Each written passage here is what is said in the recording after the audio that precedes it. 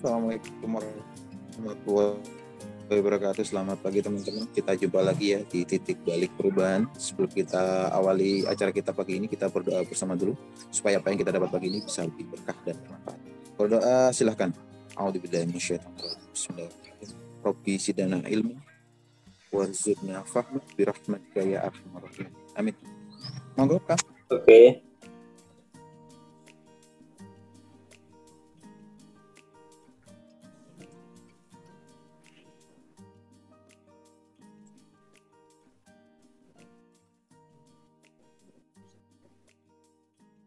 Oke ya, bismillahirrahmanirrahim. Kita lanjutkan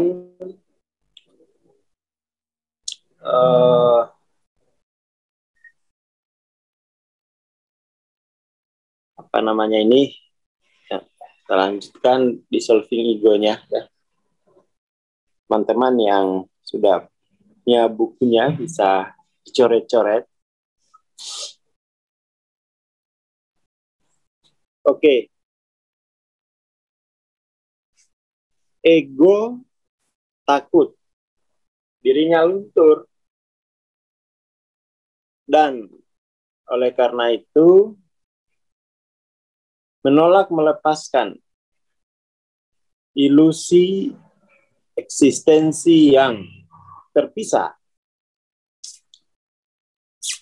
dalam suatu imajiner di sini dan imajiner sekarang. Kita sampaikan sini dulu ya. Jadi karena ego takut dirinya luntur, maka ego terus-menerus mempertahankan fragmentasi ya.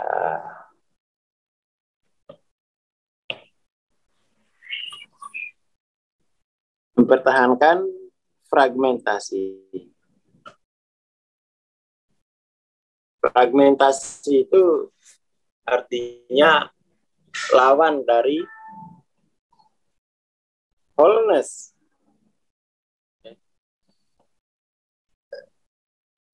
Lawan dari wholeness itu fragmentasi.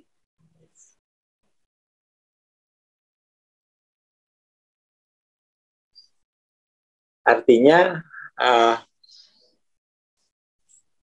berarti dia mempertahankan fragmentasi,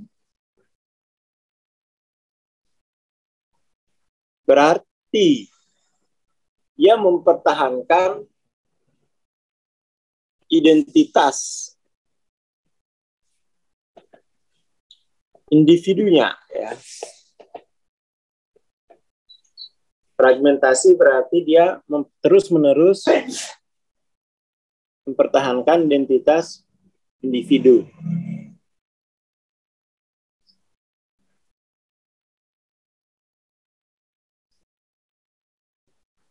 Sementara kalau dia melepaskan fragmentasi, maka identitas individu harus lebur dalam identitas kolektif.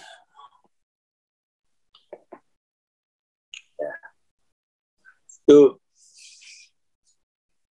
ciri-ciri ego gitu ya. Aku. Ini adalah kenarsisan gitu ya. Kenarsisan paling tinggi ya dari ego gitu ya. Dia selalu mempersoalkan hal-hal yang sifatnya kasat mata begitu ya. Itu salah satu ciri ego.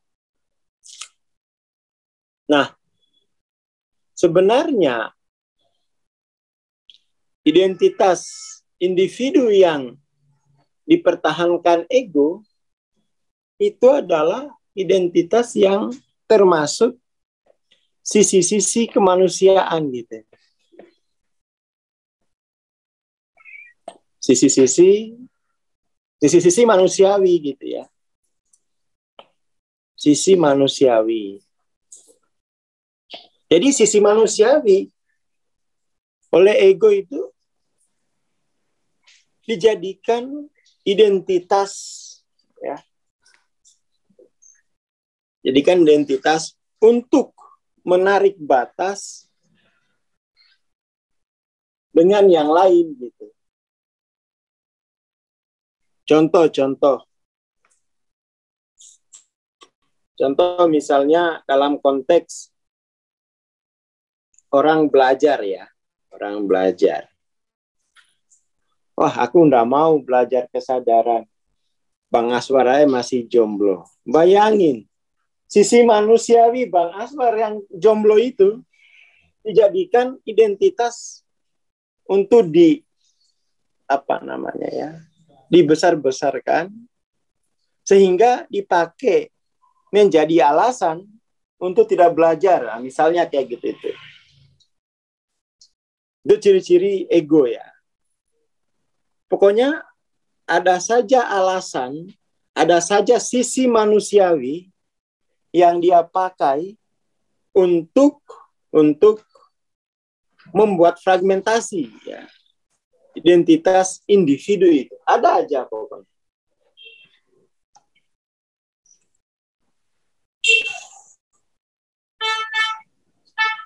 Kebanyakan fragmentasi gitu ya. Bang Aswar bukan orang Jawa. Jadi tahu apa dia tentang kesadaran misalnya. Itu tuh ya sisi manusiawi yang dia pakai untuk fragmentasi gitu ya. Untuk fragmentasi. Jadi orang-orang yang narsis itu termasuk kita semua lah ya. Pada dasarnya dia tidak punya orientasi untuk belajar gitu ya. Dia orientasi untuk ujub-ujuban gitu ya. Ujub terhadap satu sisi manusiawi. Jadi sisi manusiawi itu di-framing, fragmentasi, lalu ditambahin anania di sana. Itu ego ya. Ada aja pokoknya alasan. Jadi bukannya mau belajar, tapi membanding-bandingkan sisi manusiawi. Itu mirip-mirip mirip-mirip iblis. Iblis itu dia mengambil sisi manusiawi Adam dan dia jadikan alasan untuk berkonflik. Apaan Adam? Bahannya aja dari tanah, aku dari api. Itu contoh fragmentasi identitas individu. Fragmentasi individu. Yang dia lihat itu selalu who is saja. Who is. Ya, ada. Who is. Apa saja bisa dipakai itu. Ya. Karena dari sisi jasad misalnya, Bang Aswar kurang tinggi, kurang cakep, nggak suka aku. Mata saya pedes kalau lihat dia di Zoom. Kadang kayaknya jarang mandi juga itu orang. Rasanya kalau ngisi kelas belum tentu mandi. Gak usah lah. Ya kan. Ya gitu-gitu itu. Masa kok ngisi kelas belum mandi. Bajunya kayaknya 2 hari jarang diganti juga itu. Itu contoh-contoh fragmentasi untuk identitas individu. Kalau yang ini Bang Aswa tuh mirip Aliando Sarif.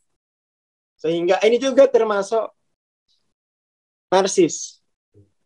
Makanya aku suka kalau lihat Bang Aswar. Ya. Nanti yang ngisi yang selain Bang Aswar, aku maunya Bang Aswar. Ini narsis juga ya.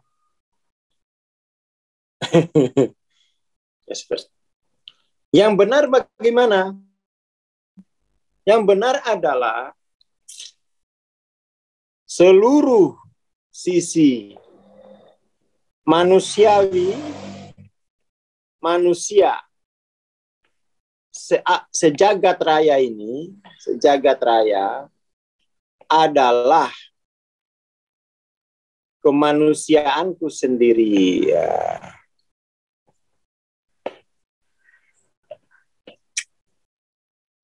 Seluruh sisi manusiawi dari manusia sejagat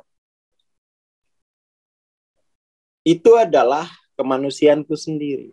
Wholeness. Jadi kalau lihat belum mandi, wih, hebat benar Bang Aswar tuh ya. Luar biasa ya, menghemat air. Ya. Ya kan? Unik, kemanusiaan tuh unik gitu ya. Unik. Itu kemanusiaan saya sendiri. Nah, lalu kemudian ini kemanusiaan itu apa? Larutnya fragmentasi identitas individu ke dalam ya, ke dalam identitas kolektif atau wholeness itu mesti melahirkan sikap compassion gitu ya.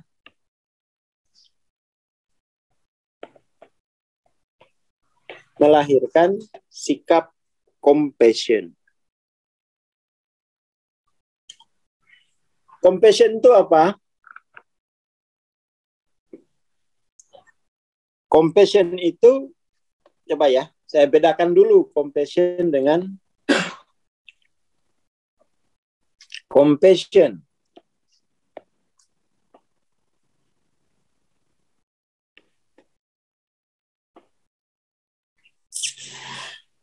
Coba kita bedakan dulu dengan simpati. Kita bedakan dengan empati. Empati itu misalnya Mas Camim gitu ya.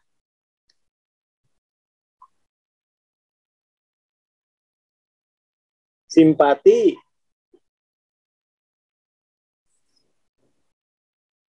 misalnya Mas Camim lagi katakan sakit perut atau lagi sakit gigi lah. Atau lagi ditagih debt collector. Wajahnya kayak kusut banget ya. Orang yang simpati itu akan bilang, maaf ya Mas Camim, saya belum bisa bantu. Itu sikap simpati. Sabar ya Mas Camim. Seperti itu sikap simpati. Yang lebih dalam dari sikap empati itu adalah simpati itu adalah empati. Empati artinya kita tidak berpikir sebagai orang luar gitu ya, yang peduli. Jadi simpati itu orang lain yang peduli. Empati itu kita berpikir dari perasaan yang dialami oleh Mas Camim ya. Ini berarti orang lain yang ya baik hati gitu ya. Atau yang peduli.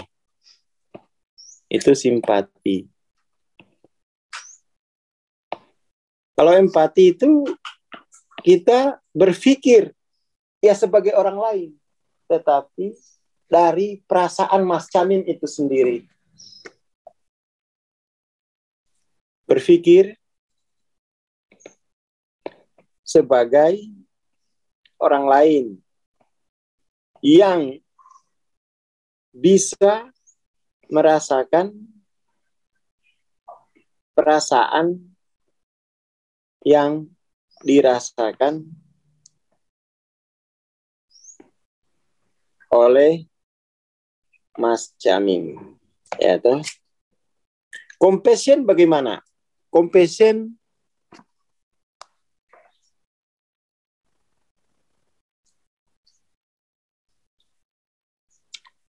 lebih jauh dari ini.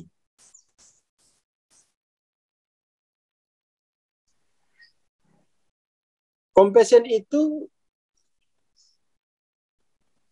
saya bisa melarutkan ya identitas individuku dan merasakan yang dirasakan oleh bukan lagi Mas Jamim, oleh sisi manusiawi saya sendiri gitu. Makanya compassion itu saya harus bantu. Kenapa? Itu diriku sendiri gitu. Compassion itu ya inilah masalah kemanusiaan hari yang saya alami gitu ya. Itulah masalah kemanusiaan.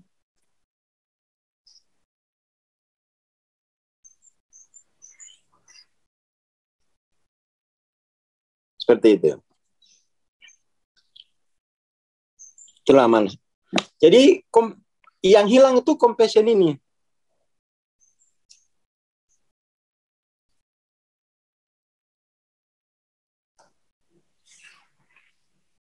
Seperti itu. Yang banyak hilang itu adalah rasa compassion. Karena yang hilang itu rasa compassion, tapi bilangnya sangat spiritual. Bilangnya itu aku ya sudah punya kunci surga gitu.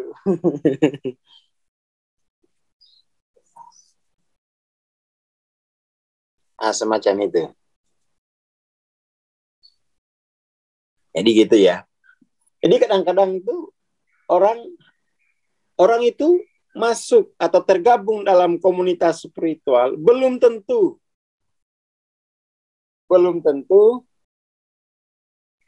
uh,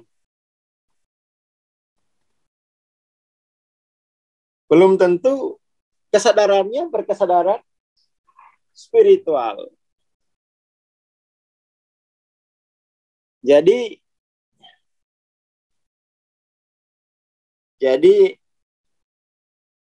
komunitas spiritual itu justru ya gunakan untuk membuat fragmentasi gitu ya.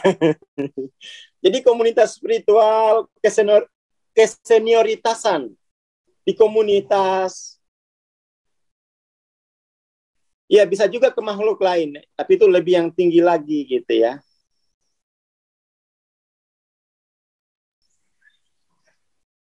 Jadi kadang-kadang tuh yang terjadi dalam komunitas-komunitas spiritual adalah menjadikan komunitas spiritualnya itu sebagai sisi yang harus difragmentasi demi narsis gitu ya.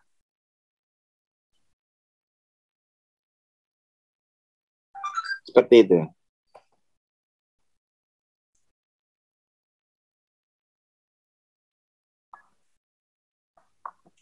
Seperti itu. Posisi-posisi senioritas itu dijadikan bahan untuk fragmentasi. Seperti itu.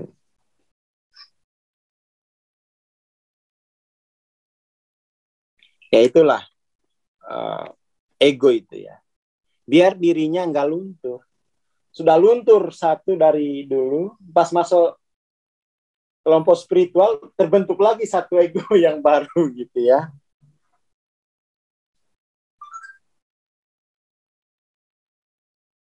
Seperti itu. Ya itulah ego itu. Yang penting bukan merasa diri kita sudah bersih dari ego, tetapi memang sebaiknya kita ilmui bagaimana ego itu terbentuk, ya toh. Jadi sepak terjang ego itu kita ilmui sehingga kita bisa menemukan membersihkan diri kita sendiri dari program fragmentasi identitas ini. Terima kasih. Selamat pagi. Assalamualaikum warahmatullahi wabarakatuh. Waalaikumsalam warahmatullahi wabarakatuh. Terima kasih Bang Aswar. Terima kasih teman-teman.